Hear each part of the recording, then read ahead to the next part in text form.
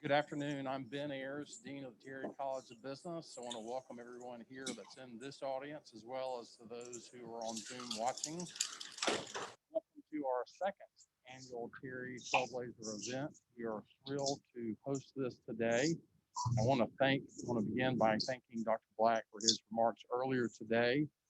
Words of wisdom. If you have not had a chance to do that, I encourage you to do so. At Terry College, one of the key things that we do is to invite our alums back to campus to provide inspiration, to learn from their examples. And today we have an outstanding panel that's here today to give you a chance to learn from their life experiences. We are thrilled to have them. It's indeed an honor to have each of you here to recognize you for your accomplishments, but also to give you the opportunity to speak with our students here and also on Zoom. And it gives me the good pleasure to introduce Christopher Smith. Christopher will introduce our esteemed panel today. He is a double major in international business and economics. He also is the president of our Black Student Business Association. He is pursuing a certificate in fintech as well as in leadership. He's also a Terry ambassador and a Leonard Leader scholar. I would tell you what he does in his spare time, but I don't think he has it. So, Christopher, we'll turn it over to you, and then Randy Brooms, who is our Director of Diversity, will moderate today's panel. Thank you. Thank you so much, Mayor. As the Dean mentioned, I'm Chris Smith, and I'm a junior majoring in economics. It is my pleasure today to introduce the outstanding alumni to you today. Dr. Harold Black enrolled at UGA in 1962, the fourth African American student and the first African American male freshman to attend the university. He earned his BBA in economics, then he went on to receive a master's and PhD degrees from Ohio State University. During his career, he served on the faculties of the University of Florida, the University of North Carolina, American University, and Howard University, culminating at the University of Tennessee. Dr. Black received numerous awards for his teaching and research, as well as honors from the U.S. Treasury Department, National Credit Union Administration, and a Distinguished Alumni Award from UGA in 1986. Mrs. Angela Tolliver has held various leadership positions at Cox, including serving as the Director of Information Services Governance and the only woman in the Office of the CIO.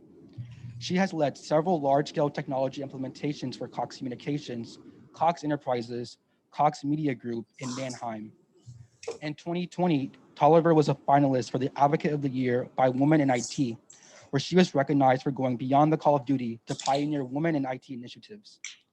She is active in her community service sorority, co-chairing the LEAD Leadership Excellence Achievement and Development Mentoring Program. A financial authority specializing in technical accounting and accounting research, Mr. George Aziz has served as an auditor for banks, insurance companies, and brokerage firms. Before founding Lease Query, he performed research in technical accounting for a Fortune 500 company. A leading expert in lease accounting, Mr. Aziz has been quoted in Bloomberg multiple times and spoken to numerous groups, including the Georgia Society of CPAs, Institute for Management Accountants, Financial Executives International, Technological Association of Georgia, CoreNet Global Summit, and the Accounting and Financial Women's Alliance. George earned his BBA from the J.M. Toll School of Accounting in 2003. Kiana Morris earned a master's in business administration from the Terry College of Business in May 2014 after completing her international business practicum in China. She also holds professional certifications in Lean Six Sigma and project management from UGA. She is the director of policy at the Center of Disease Control and Prevention, where she serves as the policy expert and advisor to the Office of the Associate Director of Science and advises the director and fellow senior leaderships on policy, partnership, and issues management matters.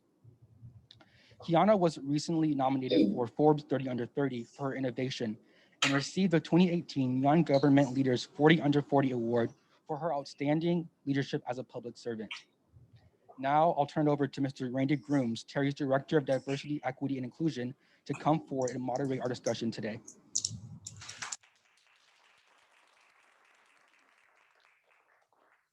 Thank you, Chris, for that wonderful introduction that you made of our esteemed panel.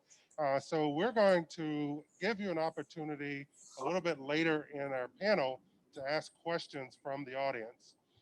As well, we do have some spots available if some of the students would like to participate in our flash mentoring opportunity. So I know you guys are going to want to do that after you hear this incredible discussion from these wonderful panelists. So I'm going to take the podium over here and we're going to kick it off.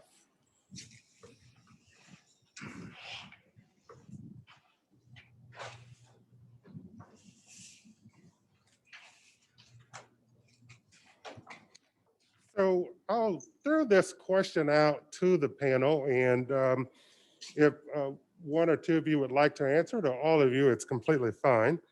So we've titled this program Trailblazers. As you reflect on your career, do you remember a really pivotal time that you were called to blaze new trails for your organization or for yourself?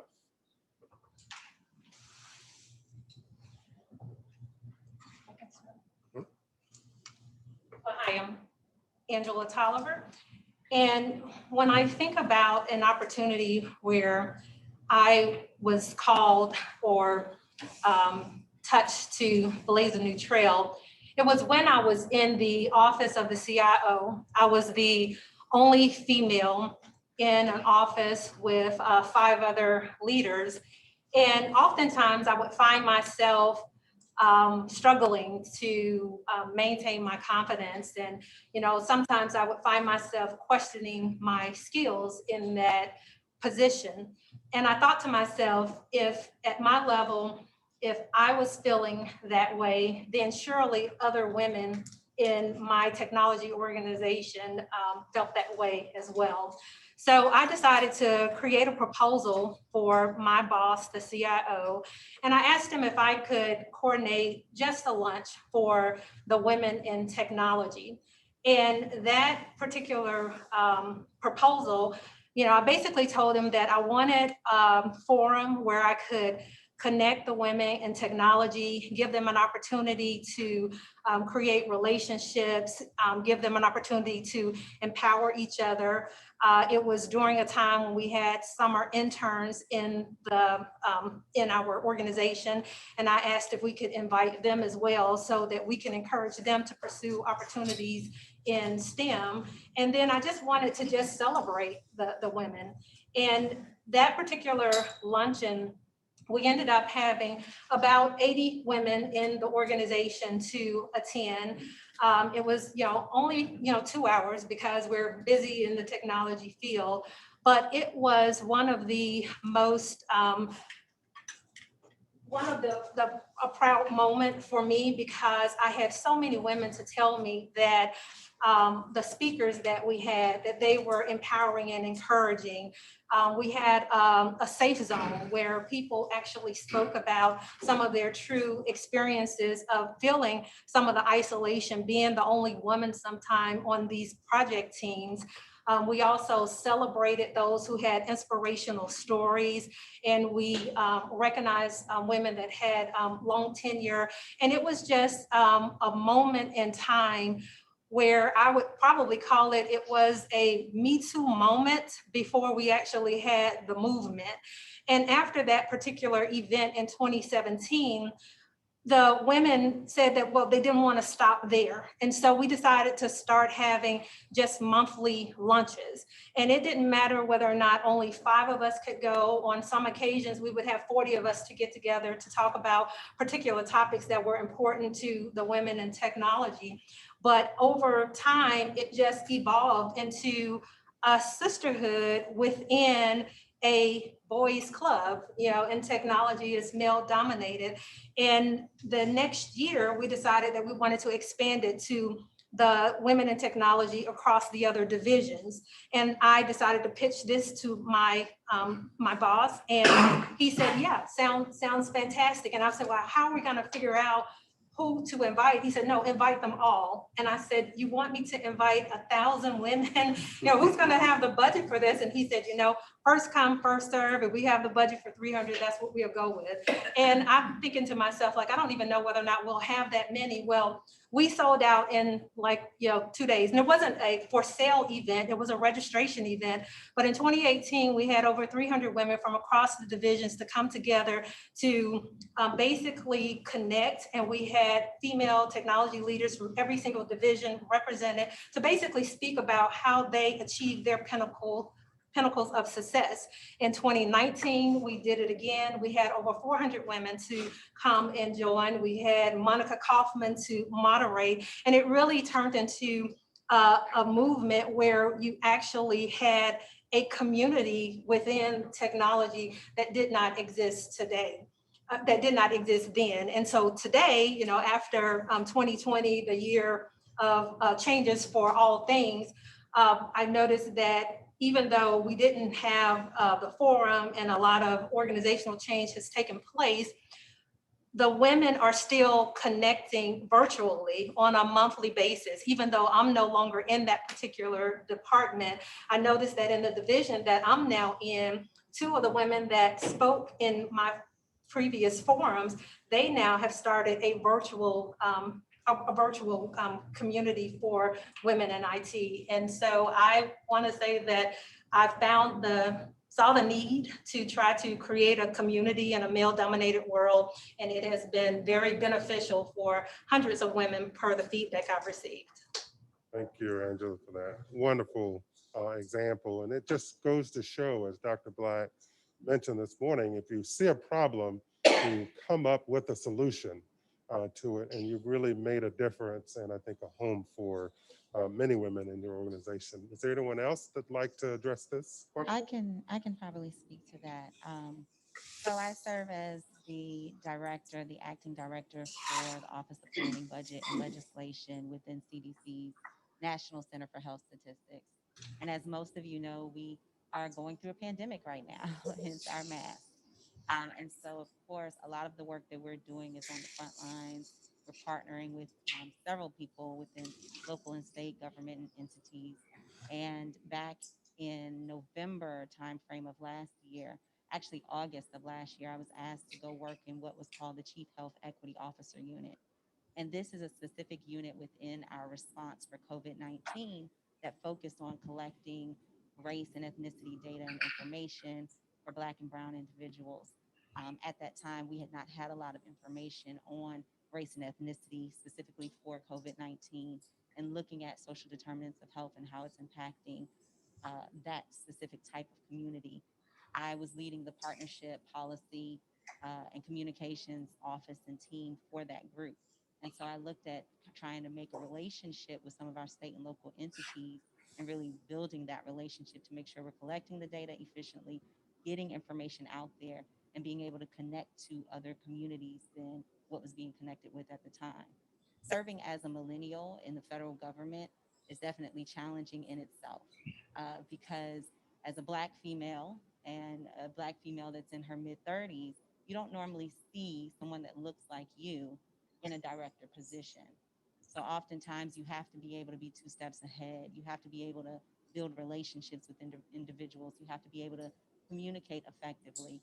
And so I was able to open some doors where now we have other individuals that are starting to come behind me and work in that same unit. And so I think what's most rewarding is being able to see other individuals that are coming behind me and now working in that unit. So. Great, thank you, Kiana. Excellent, excellent response there, and the great work that you're doing. So this next question is for George. So George is an entrepreneur. So what was it like for you to build your own company from the ground up? What are some of the lessons you learned? And how did you feel your Terry education prepared you? Well, thank you for having me here. I'll start with the last question. How did my Terry education prepare me? I've had one of my favorite professors here, and Dr. Ayers over here, was a class by Dr. Smith. And Dr. Smith would make us write. He taught us bond accounting. and he would make us write the amortization schedule by hand every single time. We could never use our factoring tables. That amortization schedule is literally the backbone of Leary to this day, right? That is literally what it is. It is literally what we did, right? So that's how, I mean, without taking that class and without him making me do it by hand every single time, which was really annoying at the time. Because if I took another class, you could use a factoring table, right? So being able to learn that and literally have that ingrained in me is literally the only reason I'm on this panel right now. As far as starting a company from scratch, we learned a lot of things pretty early. I always try to say we, because this is always a team effort, right? That's one of the things that I've also learned is you need good people around you to be able to be successful. One of the, I'm sure you've heard all the statistics about raising money as a minority. Less than 1% of available funds, from VC firms go to minorities or people of color or women. And so that's always a challenging ordeal. So we were bootstrapped from the beginning. And what happens is, whenever you sell or you close a deal, you're probably not going to see that money for a good, 90 days at the earliest, right? In the meantime, you still have to pay programmers. You still have to, pay your salespeople that sold the deal. You still have to pay customer success. You still have to implement the customer. So there's a lot of things that you have to keep doing, and you're not going to ask your people to wait to get paid until you get paid, right? So that's why a lot of SaaS companies go out there, SaaS software as a service companies have to go raise money. But we didn't have that option to us, available to us. So what did we do? As they say, necessity is the mother of all inventions. And because we had this problem and we knew that we couldn't go easily raise money, what do we do? And what we did was we changed our billing structure. So we started billing our clients 3 years up front, right? Where they have to pay us the cash for the 3 years. It sounds crazy. Most people think it's crazy, but if you really think about the requisition process in a B2B company, you go to a company like Cox and it's going to take you months to negotiate a deal. First of all, they have to choose you, and then it has to go to legal, and there's going to be back and forth. So it takes months. So you have to really ask the question, do you want to do this again next year? Right? And that's the pitch, right? You're looking for a partner. If you think you're going to switch from us next year, then we're probably not the right partner for you, right? And you make it make sense and you convince them. And that's the only reason we were able to stay bootstrapped, and successfully fund the company, and now there are companies in Atlanta that are mimicking that payment structure. So. Great. Excellent solution there to that problem. So this is another general question that I'll ask. All of you have moved up within your organizations or started your own ventures. What can you tell our students about being ready for new challenges and maybe some of the things that you weren't prepared for and how you dealt with it? I would say be pliable, be adaptable, study your audience, whatever that may be, whatever industry you choose to go into. I think that adaptability makes you more marketable and makes you be able to move however the organization is going in. In my office, we always think about strategic planning and what will be our forecasted objectives within the next couple of years. What's the immediate primary goal that we need to focus on right now? And so oftentimes you're going to have to deal with change management. And so to me, being adaptable and pliable and studying your audience will help you get there. I also am an advocate of making sure that you have what I call a sponsor, an advisor, and a mentor within your organization to help guide you throughout that process, because oftentimes you're not going to have all the answers, and that's okay. None of us do. But if you build up your team, your support team throughout the process, you'll be able to get there a lot quicker than on your own.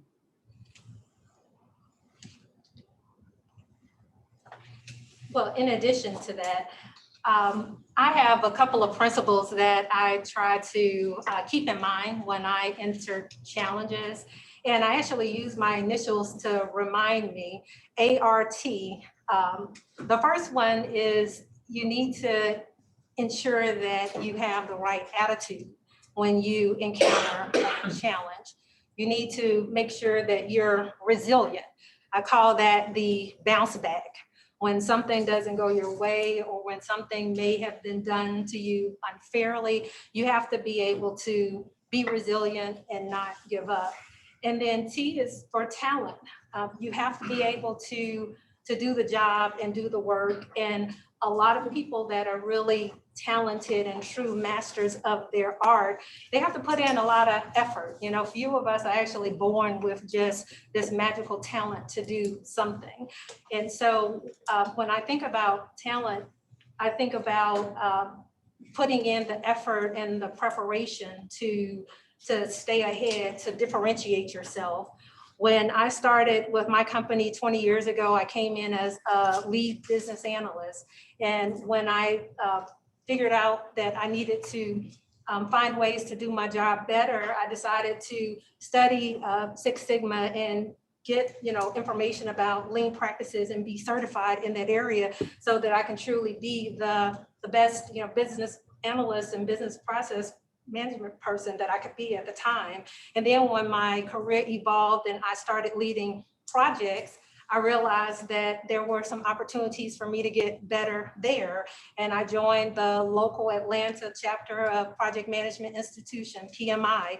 And I found out what I needed to do to get my PMP certification. And I started doing projects and logging hours. And then after I was a PMP and was leading programs and projects at the company, I then got into management. And I realized that, okay, well, I want to learn how to do this better. And that's when I came back to Terry and enrolled and received my executive MBA back in 2014. Again, in order to have talent that's going to differentiate you, you have to put in the effort and the time to be the best you can be. Thank you. I'm an academic. And in academics, there are a few things that are really important. One is we have to add an S here. You have to be stubborn because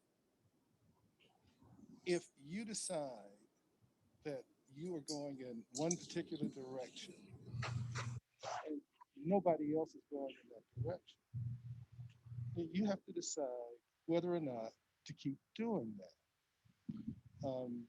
With apologies to Rudyard Kipling, that if you can keep your head when all of those around you have lost theirs, then perhaps you have misinterpreted the situation.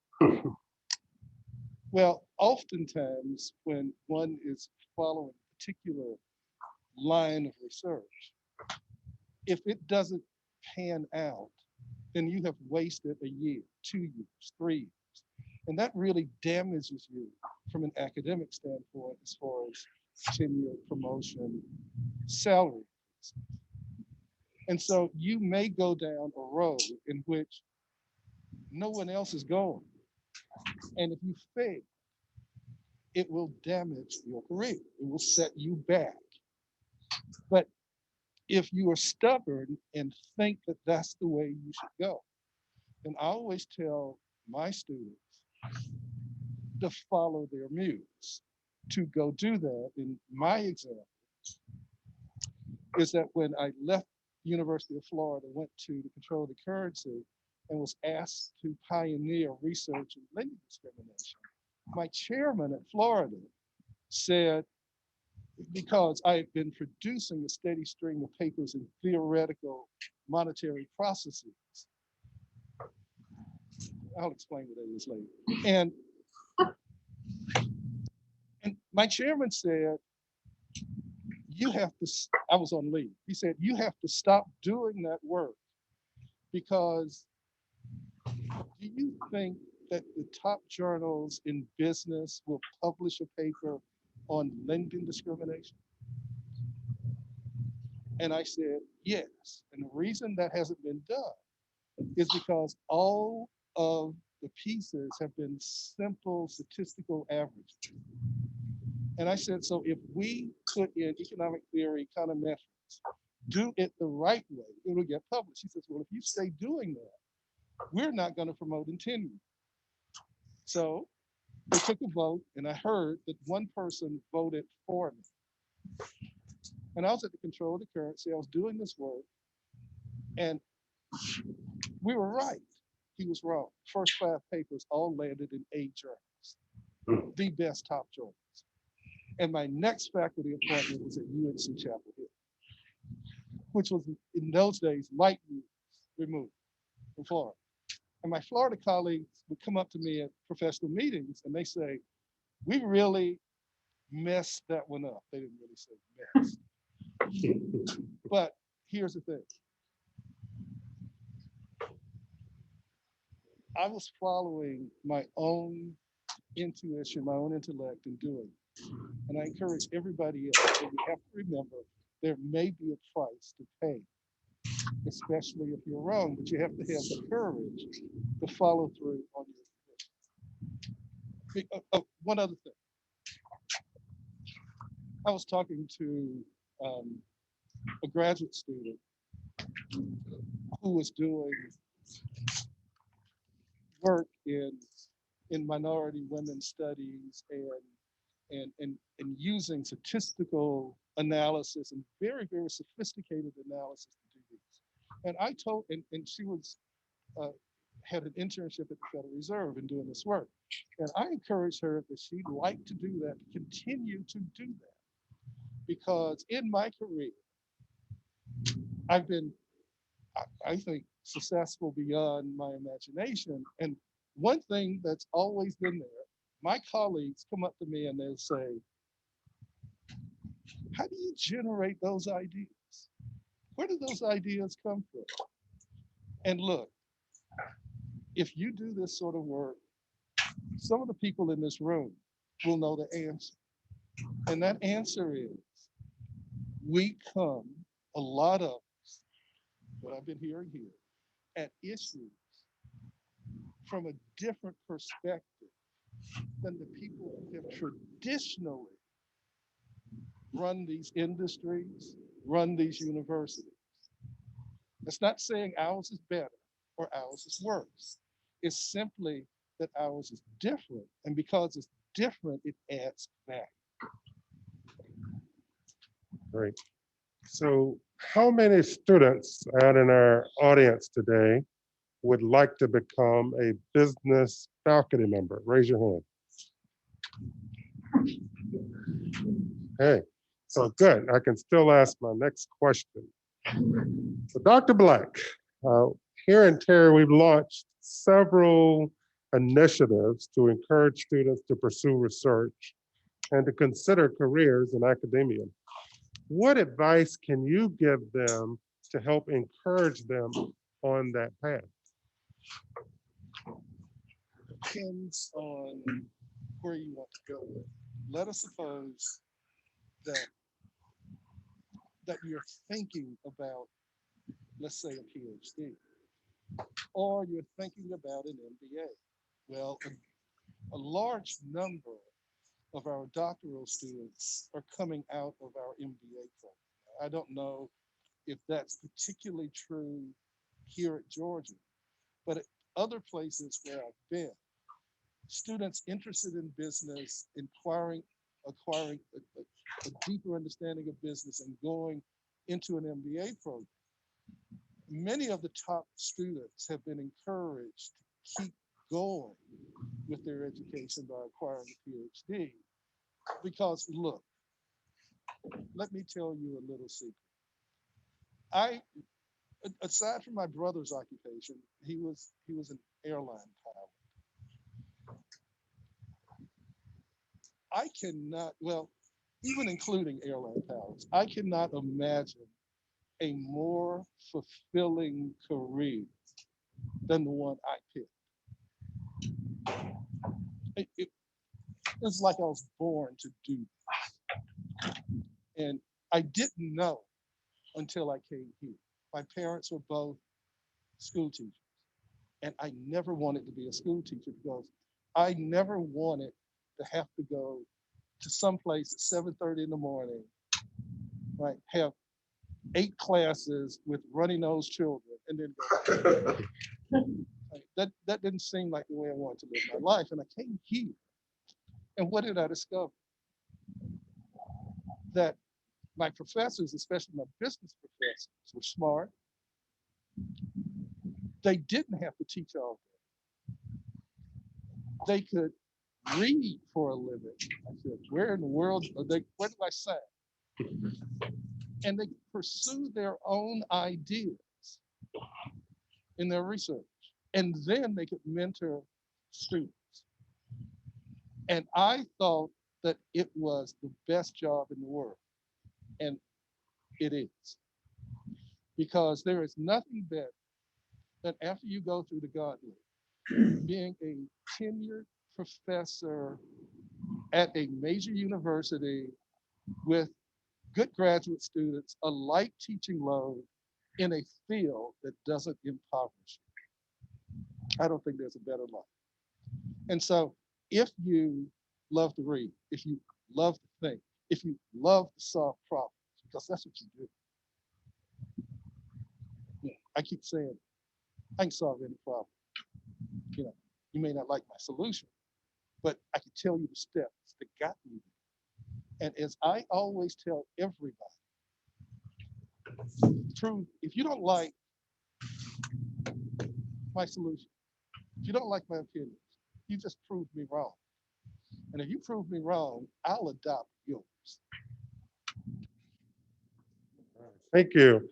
So that's something that we very much want our students to consider because we need to continue to produce more scholars, particularly out of our ranks, to go into academia and become the next generation of leaders and thinkers to solve. Can I say one other thing?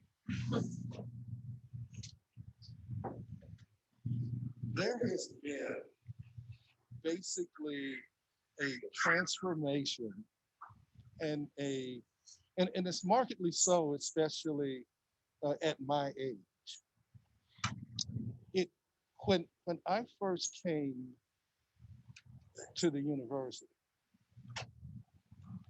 now, I can't talk about any of the Black students because you know they worked hard.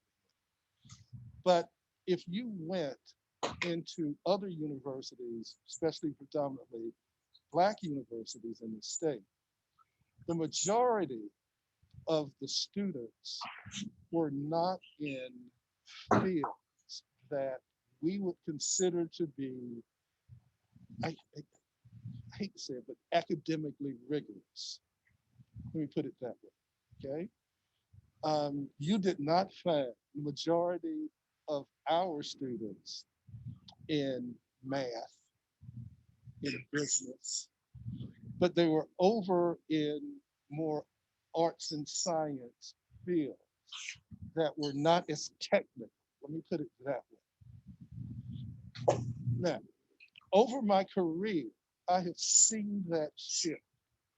When I started, of course, University of Georgia was a special case because during my entire 4 years here, there were no Black faculty, no Black staff, and I never had a class with another Black student here. But over my career, I have seen our business school transform itself. When I started as an assistant professor, we had hardly any Black faces and virtually no women in the business school and in our classes. And by the time I left, we had significantly numbers of Black students and perhaps even half of the business school were women. Now, so I've seen that happen, and I've seen the numbers of women and the numbers of minority students leave out of the softer, I'm not insulting, I hope, arts and sciences and move into the more technical areas. And I believe personally that that is transforming those areas. One of the things we've obviously said in it is medicine. I was on the board of UT Hospital for a number of years, and I can tell you that in my years there, our medical students, the demographic of them exploded. And I truly believe that that sort of infusion of new ideas from people that are really, really smart is transformative. And so I would encourage you, because you're here and, and not somewhere else on this campus, that you take it as far as you possibly can. All right, thank you. If anyone has any burning questions, please just raise your hand and I'll be on the lookout for you there. But at this time, I want to ask any of the panelists, what programs or opportunities do you recommend for new college graduates to take advantage of once they leave school and enter into the business world? In terms of organizations or any type of professional enhancement that they should participate in early on? Well, I guess I'm not trying to be a contrarian here, but I think you evolve in steps in your career, right? In the beginning of your career, I'm not exactly sure you should be, involved necessarily in the whole networking thing. Right? I think well, one of the things that it's funny, I before I took the job at the previous company I was working for, Leaseberry, I was offered another job, and the gentleman, I really wanted that job, but I had already committed to the company that I ended up going with. I didn't want to break that commitment. I asked him, what advice can you give me, right, as far as going into this new world? That was when I was leaving public accounting and moving to private. And he said, find a problem that you're okay with solving and become the go-to person for that problem, right? In any environment, become the go-to person. Whenever you have an issue with that, become the go-to person there. That was me on leasing. Little did I know that I was going to start a company based on leases, but I was the go-to person when it came to lease accounting. I was the person, and so that's what I think entry-level people should be trying to figure out. What's your passion? What is it that you enjoy doing about your job? What is it, because you may not, most people end up changing careers as you go through, right? And finding out what it is that you enjoy, finding a problem that you like to solve, that you're willing, as Dr. Black said, is you're willing to spend the next 3, 4, 5 years of your life dedicated to solving. Because if you're obsessed with it, if you're obsessed with the problem, you can't help but be good at it, right? And if you're good at anything, someone somewhere will be willing to pay you. I'll add on to that.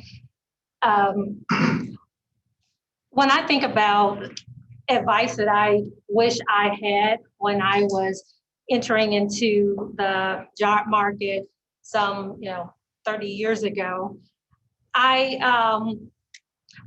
would have wanted the advice to align with what I've noticed some of the successful individuals in my company or in my world. I noticed that one of the keys is building relationships. And when you're entering into a new company, entry-level role, it may be hard to establish the meaningful relationships that can help you in your future. So the advice is to involve yourself with programs or different industry specific opportunities outside of your organization. Like, for example, I'm in the technology arena, and for me, joining Women in Technology or PMI could associate me with individuals that have a common interest in the field. And you never know how those relationships and some of those professional organizations could actually help you in your own company. Also, when you're entering in a new company, you may have limited scope of responsibility because you're new. Well, you can have stretch assignments and actually start branching out into some areas of leadership that you may be interested in by volunteering in some of the industry organizations. So if you join industry-specific organizations outside of your company is one way to start establishing relationships that could benefit you in the future. And then also inside of your company, I suggest to join, take advantage of programs and opportunities that are outside of your department. So fitness clubs and book clubs, mentoring opportunities, employee resource groups, those are opportunities within an organization, within your organization, but it's outside of your department. And so it's allowing you to get to know people inside of your company, but it's outside of your general area. And you will be amazed at some of the stories that I've heard over the years where a new opportunity came about because they were on, they were in the same fitness class in the mornings, and the relationship evolved over time. And so those to me are just easy ways that individuals that are new in their careers can start building relationships without necessarily doing the networking that you may have been referencing. I actually want to add on to what Angela was saying because I think she hit the nail on the head there. Specifically for my journey, I did tap into a lot of those employee organizations and associations at CDC. And as you're coming out of college, you might want to connect with a young professional organization that is of interest to you that's also within whatever organization you go into. For us, we had CDC's Young Professional Network. We started off with 300 members when I joined. Now we have over 1,700 members. And what it did was it gave us visibility across the organization. So we weren't just working within our own siloed area. And so oftentimes what I notice is when you're first coming out of school, you may not know what your area specifically is of interest that you want to be in for the next 10, 15 years. What this does is it allows you to experience a myriad of different opportunities instead of just your one in your specific program or office that you may be working in. I also encourage you to join a lot of tiger teams or work groups, other opportunities that will give you more experience to expand your resume so that you make yourself more marketable. And that also will help you hone in on some of your skill sets that you may not have had an opportunity to get while in school. I lastly want to touch on a comment I made earlier about finding a sponsor, a mentor, and an advisor. So I'll explain the difference between the three or how I define the difference between the three. For a mentor, the mentor is going to be that person that you can go to directly, maybe have some conversations with them very transparently. They'll tell you the norms and the unwritten norms within your organization. Things that may be written and unwritten are going to be important when it comes to you navigating that system. Get yourself a sponsor. The sponsor is going to be the person that may be a face, a name that's very influential within that organization that can help guide you throughout that process of navigating your career within that organization. They may not be the person that you go to for full transparency, but they're a good go-to person when it comes to new opportunities that they can present to you. If there's something coming down the pipeline that you can trust them to tell you that that opportunity is about to present itself. Then get yourself an advisor. An advisor can be a peer or it can be someone that's been in the industry longer than you. Why? Because they may be a SME, a special, have a specialty within an area that you're not familiar with, but they can give you advice within that area. So for me, I may not know data, for example, but I can go to someone that is a SME within the data industry, within CDC, and speak to that person, use them on an ad hoc basis to give me information, and they can come to me for strategy or budget. So I always say get a mentor, a sponsor, and an advisor, and probably a pool of them to help guide you as you're coming into your workforce. Great, thank you. So George, how does the advice that Angela and Kiana gave sort of mesh with your advice? So how would you sort of? Well, I mean, I'm certainly not suggesting that's, as I said, my path is very different, right? I'm more, you know, I'm an entrepreneur, right? Like it's just I was unsuccessful in navigating the world of the large corporations, right? And so I decided to just step out on my own, right? That's just what I mean, I had, as Dr. Black said, I had conviction about what it was I was doing. I was looking at the rest of the people saying, I can't believe you don't see this, right? And what a huge opportunity this was. And I mean, a lot of people told me I was crazy, right? I got that a lot. So the reason I was so certain was because I knew inherent. I mean, I like to say there's probably 5 people on the planet who understood these accounting better than I did. Right. So that was all I spent my time doing. Now, don't get me wrong. Networking becomes very important. You know, that's what I'm saying. There's different stages to it, right? And for me, in the beginning of my career, I just wanted to find what it is I was passionate about, and that's what I focused on. Now, once I found that out, I started to network with people in that field. Right. And that's how I got our first 10 clients because of the networking.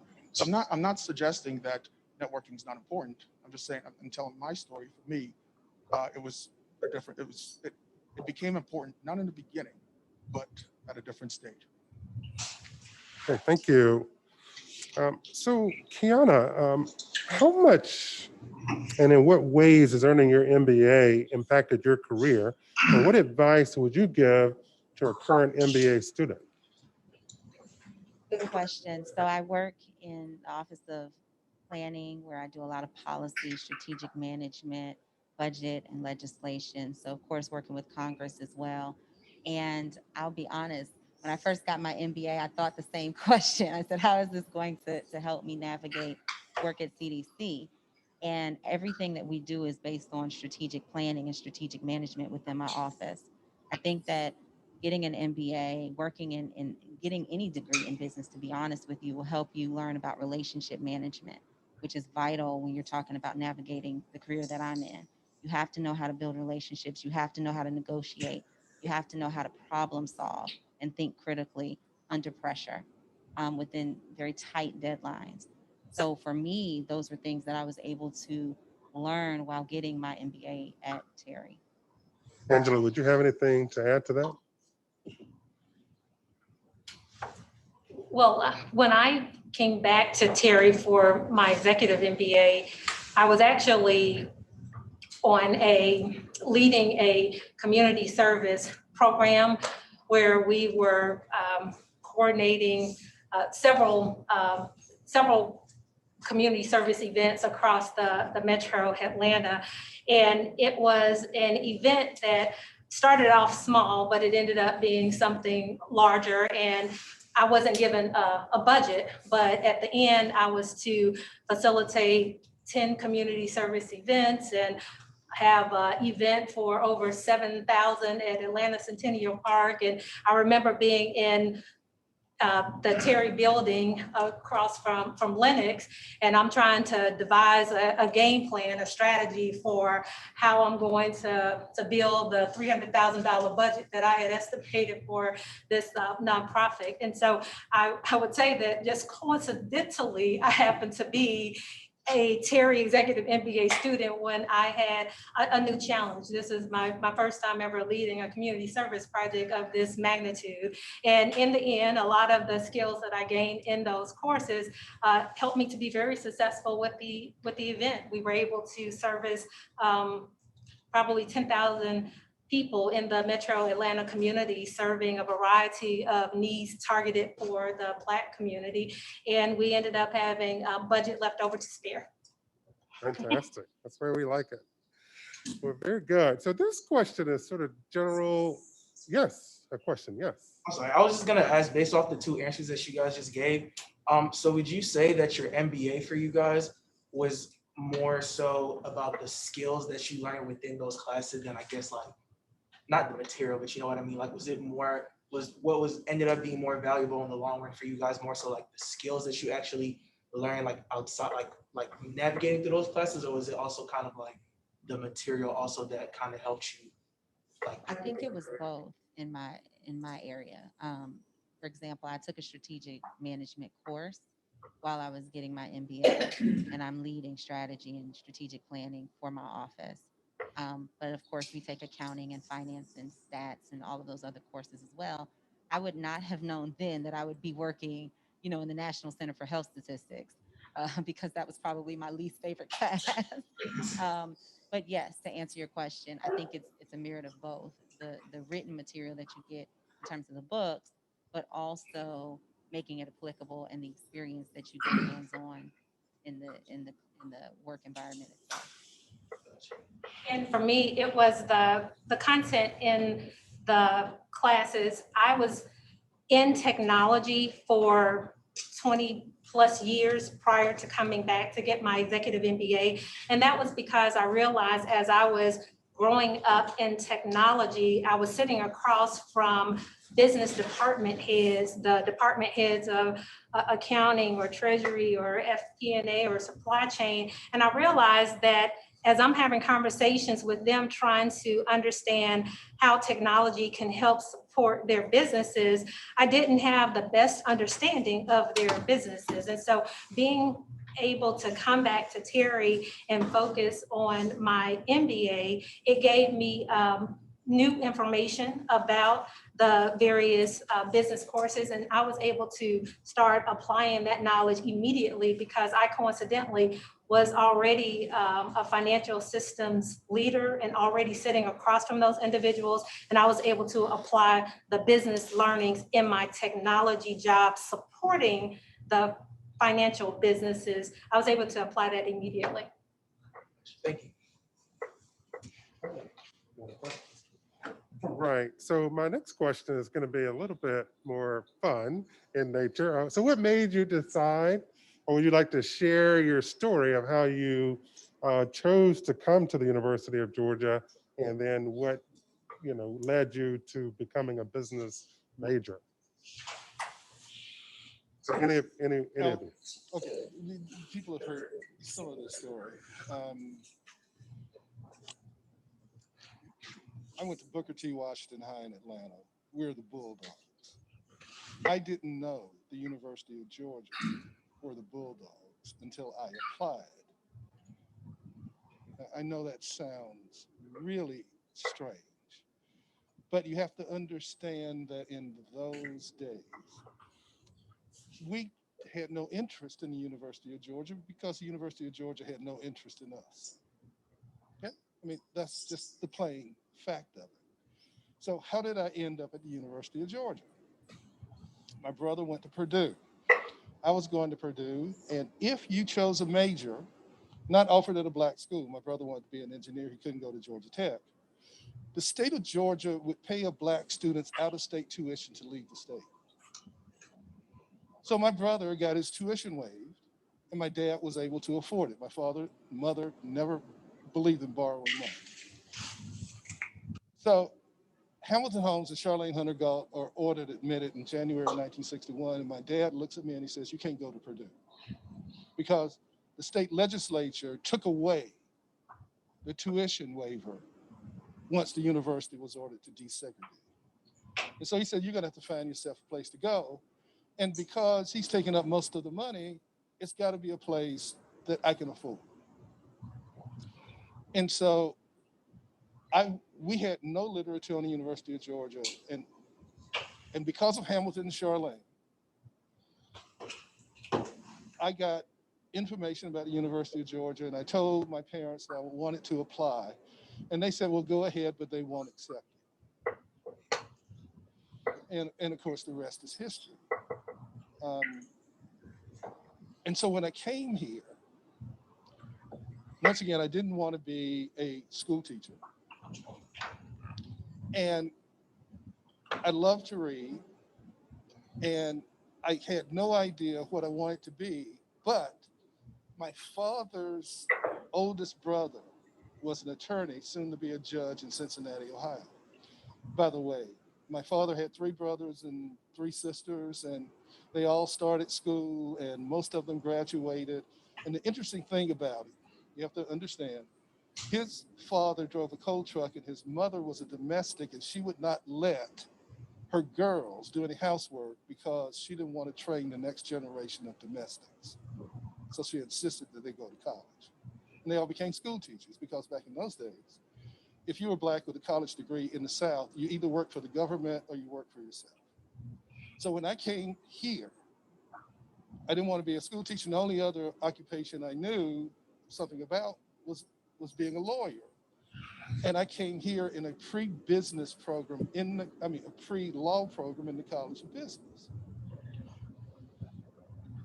And then I discovered the joys of being a university professor and trying to be a scholar. And because I was here,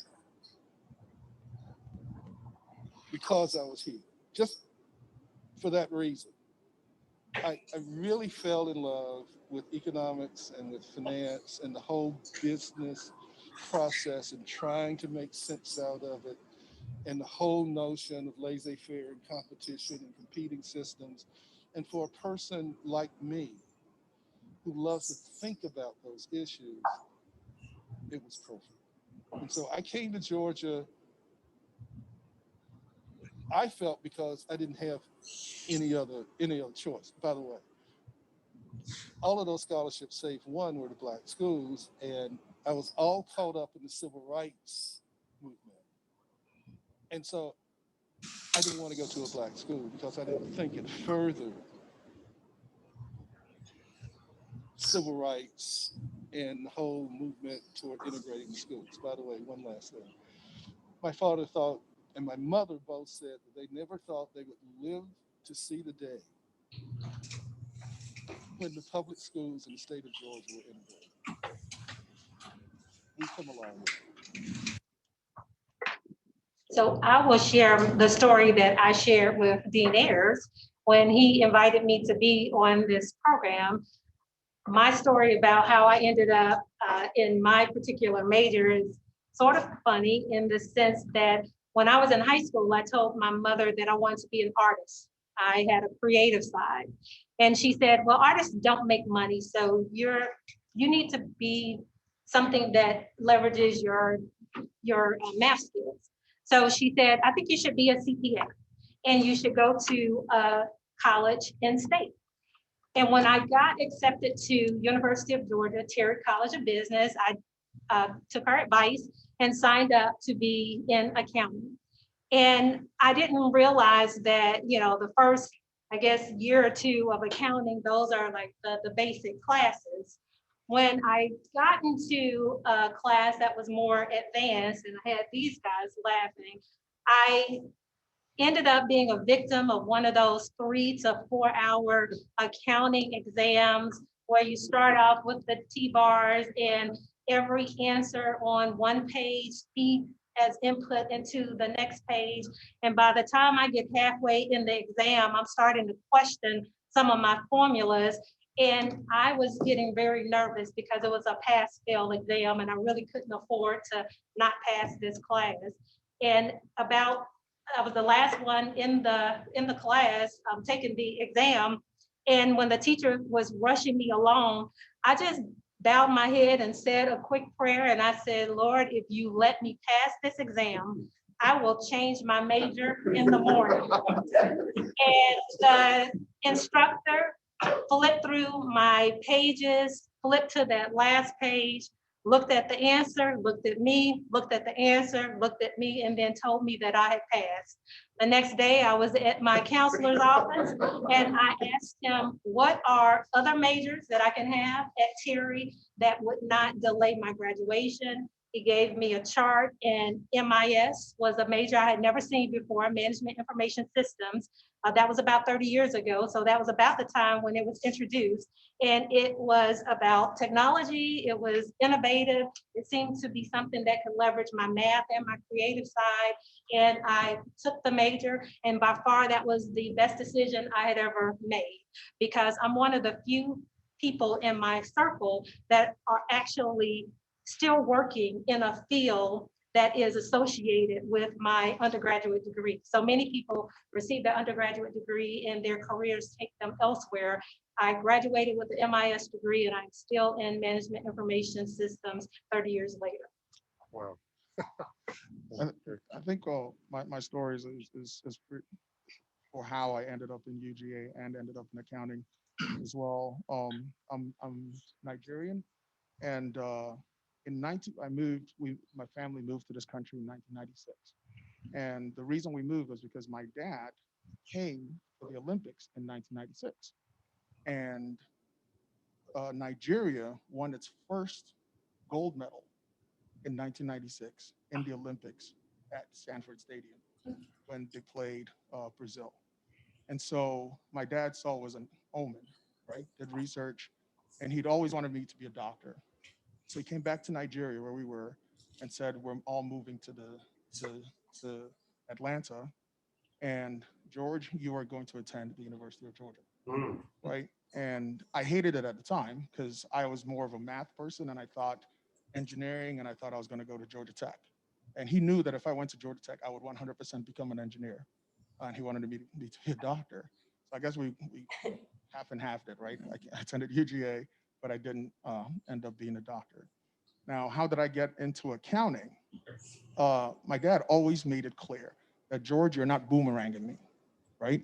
And what he meant by boomerang is when you throw a boomerang, when you leave the house, you're not coming back, right? So I knew it was going to be an awful experience living with my dad without a job once I graduated from college.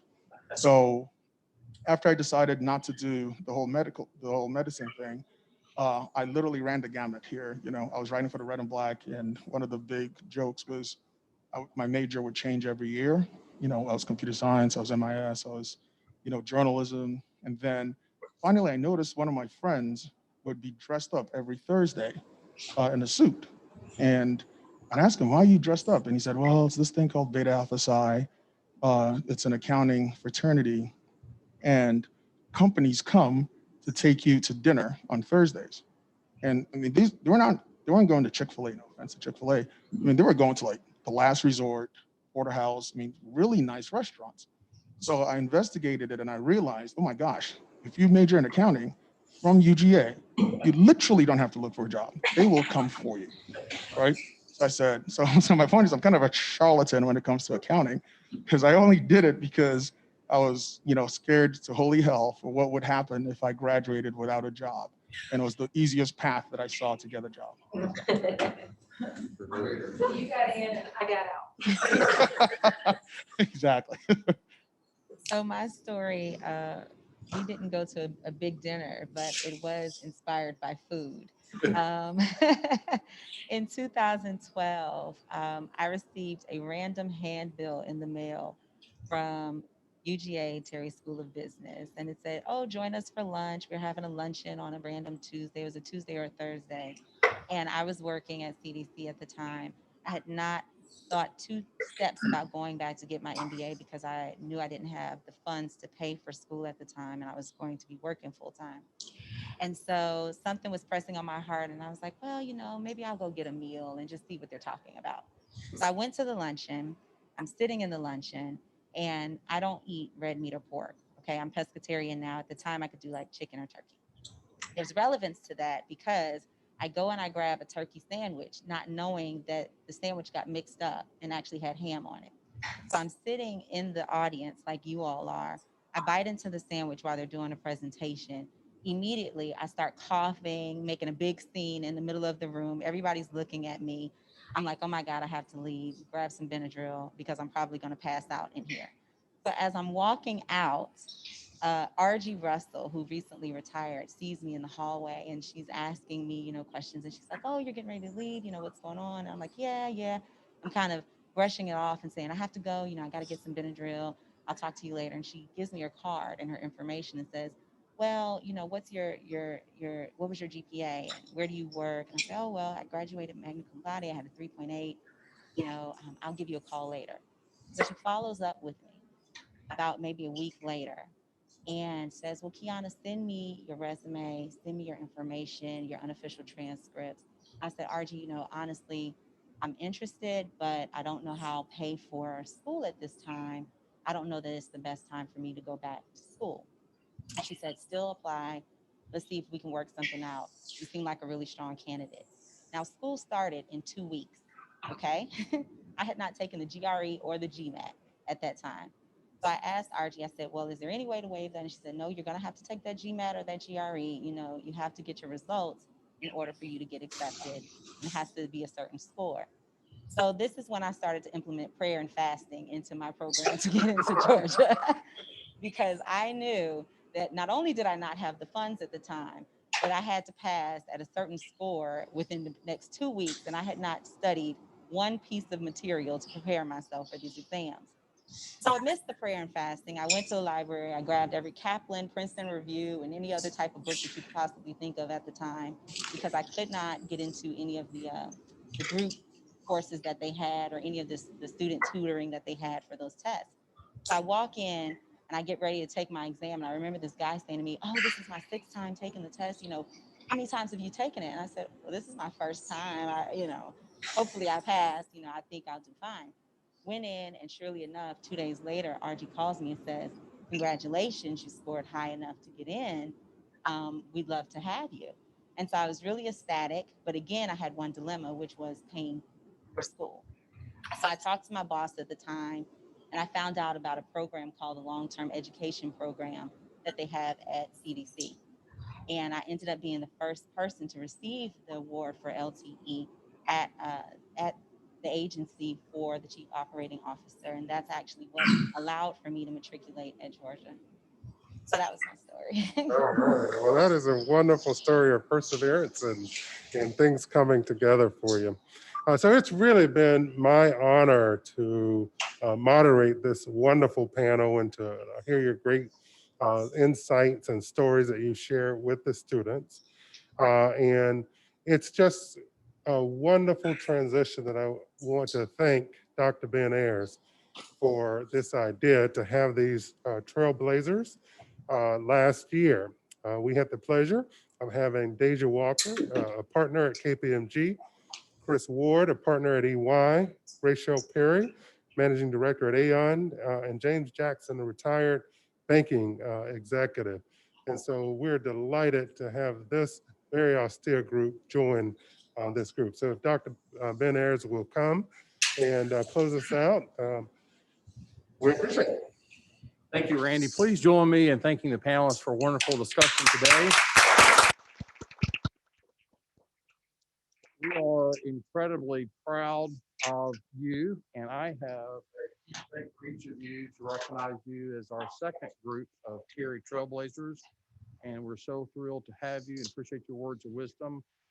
After today, this afternoon, there will be some mentoring sessions, and I know our students look forward to that. And so I will present this to each of you, and then I think we'll do a picture afterwards. So thank each of you for attending. Join me again with a round of applause for our panelists. Go Dogs, we are dismissed.